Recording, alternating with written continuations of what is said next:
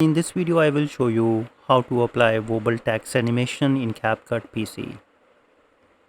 First, head to the text, click on the plus icon, and right side on the screen, type the desired text, adjust the font size, use the bold text.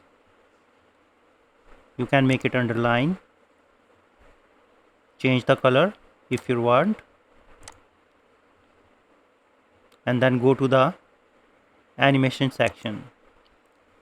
In the in section, you have to find Wobble Text.